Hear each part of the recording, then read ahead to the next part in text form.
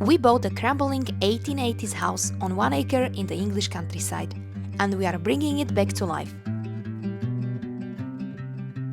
Maybe we don't have a kitchen or a proper bathroom, but what we do have is a plenty of mold, damp, a few dead rats in the attic, and an insanely messy garden. Come with us on this journey from the beginning. We don't have any experience or extra money, but we've got loads of exciting projects and big ideas. Loads of seagulls.